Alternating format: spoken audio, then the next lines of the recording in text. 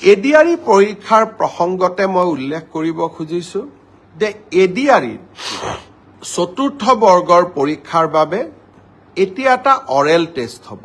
এই oral test আমি June মাহত অনুষ্ঠিত কৰিম।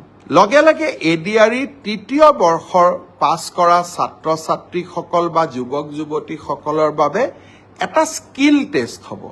সেই স্কিল টেষ্টটো আমি অহা জুন মাহত আমি আৰম্ভ কৰিম। আমাৰ লক্ষ্য হৈছে যাতে এডিআৰইৰ নিযুক্তিও আমি 10 অক্টোবৰত দিব পাৰোঁ আৰু নৱেম্বৰ, ডিচেম্বৰ, জানুৱাৰীৰ ভিতৰত এডিআৰইৰ নতুন এডভাৰটাইজমেণ্টটো আমি যাতে দিব পাৰোঁ। অৰ্থাৎ আমি আমাৰ যুৱক যুৱতীসকলৰ মাজত আশাৰ বন্তি গছি আমি জ্বলাই ৰাখিম। চতুৰ্থ বৰ্গৰ পৰীক্ষাৰ বাবে এতিয়া এটা অৰেল টেষ্ট হ'ব।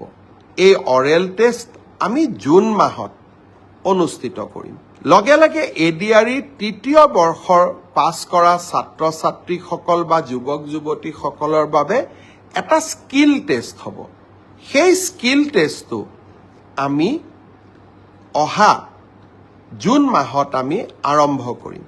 আমাৰ লক্ষ্য হৈছে যাতে এডিআৰইৰ নিযুক্তিও আমি 10 অক্টোবৰত দিব পাৰোঁ আৰু নৱেম্বৰ, ডিচেম্বৰ, জানুৱাৰীৰ ভিতৰত এডিআৰইৰ নতুন এডভাৰটাইজমেণ্টটো আমি যাতে দিব পাৰোঁ। অৰ্থাৎ আমি আমাৰ যুৱক যুৱতীসকলৰ মাজত আশাৰ বন্তি গছি আমি জ্বলাই ৰাখিব